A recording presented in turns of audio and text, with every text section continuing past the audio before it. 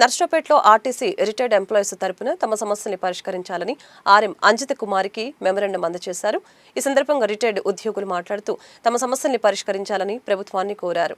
Leave, encashment, gratuity మొత్తాలను వెంటనే చెల్లించాలని, హైయర్ పెన్షన్ సమస్యల్ని తక్షణమే పరిష్కరించాలని విజ్ఞప్తి చేశారు. అలాగనే అనంతపురం, రాజమండ్రిలలో రిఫరల్ హాస్పిటల్ సౌకర్యాలని కల్పించాలని, రిటైర్డ్ ఎంప్లాయీస్ భార్యలకు సూపర్ లగ్జరీ బస్సుల్లో ఉచిత ప్రయాణ సదుపాయం ఇవ్వాలని కోరారు. అలాగనే హైదరాబాద్ బర్కత్పూరాలో ఉన్న పిఎఫ్ కార్యాలయాన్ని విజయవాడకు మార్చాలని కోరారు.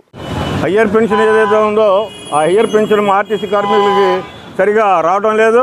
దాన్ని పెంచాలని కోరుతున్నాం. ఆ పెంచేటట్లయితే ఆర్థికంగా మేము నిలబడతాం. అదేవిధంగా మెడికల్ సౌకర్యం కూడా మా రిటైర్డ్ అయిన సిబ్బందికి పూర్తిగా లేదు కాబట్టి దాన్ని కూడా సౌకర్యం చేయమని కోరుతున్నాం.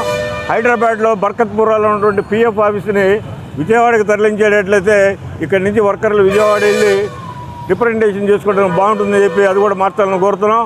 అదేవిధంగా ఎన్కాష్మెంట్ లీవ్ 17 సంవత్సరాల నుంచి ఇప్పుడు రావాల్సిన ఎన్కాష్మెంట్లు చాలామందికి ఇవ్వలేదు. వాళ్ళని కూడా ఇప్పించి మమ్మల్ని ఆర్థికంగా నిలబెట్టాలని కోరుతున్నాం. మేడం ఆర్ఎం గారికి మెమోరాండం ఇవ్వడం జరిగింది సమస్యలపై. మరి రిటైర్డ్ ఎంప్లాయీస్ మరి ఎన్నో ఇబ్బందులు పడుతున్నారు. మరి పిఎఫ్ పెన్షన్ ₹3 వడ్డీకి డబ్బులు కట్టి కూడా 9 నెలలు 10 నెలలు అవుతున్నా కదా ఇంత మటుకు డబ్బులు రావట్లేదు.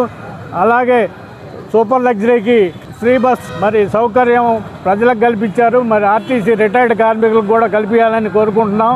మరి ఈ మధ్యలో చనిపోతే ₹25,000 చేశారు. డిపార్ట్మెంట్కి ధన్యవాదాలు తెలియపడుతున్నాం.